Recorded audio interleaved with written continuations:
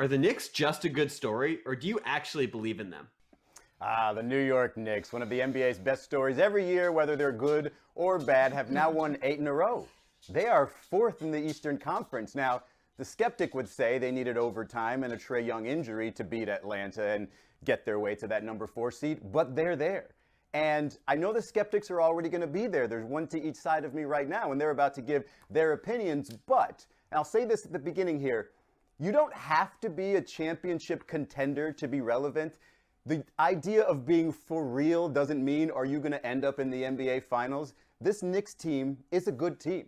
It's a relevant team. It's a team that has an identity. They're top 5 in defensive rating. It's a team that has a star in Julius Randle. And last night he was the first New York Knick to have a 40-10-5 game on 50-40-90 shooting. And I know that's a very specific statistic and it's just for one game, but you've got a very good player, a sort of refined bull in a china shop in Julius Randle and quality pieces around him. So in terms of ceiling, I still think the Knicks are second round at best, but they're at the highest in the rankings that they've been in the standings that they've been since prime Carmelo in 2013. This is absolutely something to celebrate if you're a Knicks fan.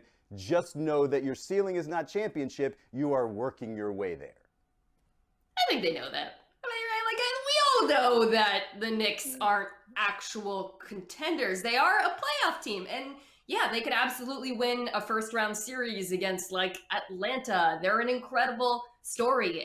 The tenacity, the grit, they're well coached. They play great defense. RJ Barrett has improved as a shooter. Derrick Rose is making meaningful contributions.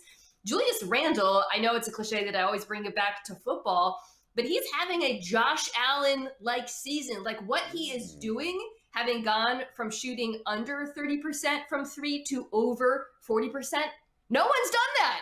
That is incredible. But while they do rank in the top 5 in defense, they rank in the bottom 10 in offense. So no, I don't see them getting out of the East, but I do see them making some noise. Mina said we know that they know that, and we don't know that because Knicks fans are renowned for their delusions.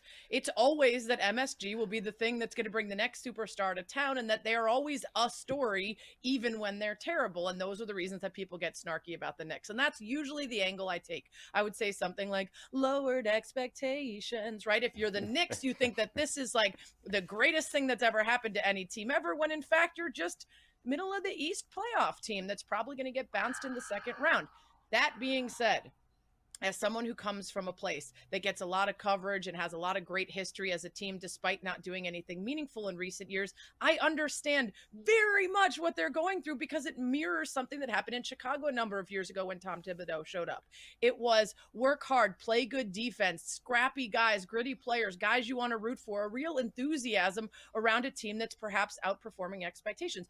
Heck, I'm excited about the Bulls this year just being remotely relevant and in the playoff chase, and they're not even very good because that's what happens when your team sucks for so long. So I'm not going to be snarky. I'm excited for Knicks fans. I'm excited that they're rooting for a team that's actually worth talking about.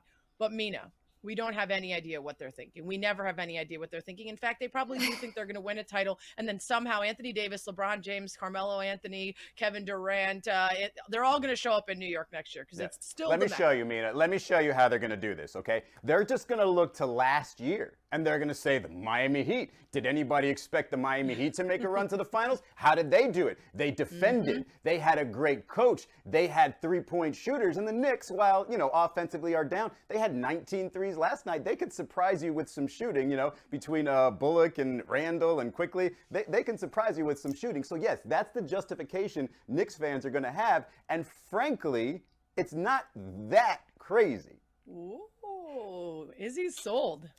Can I just point out that Sarah made it about Chicago, Izzy made it about Miami, and I made it about football? Like, we are all characters of ourselves.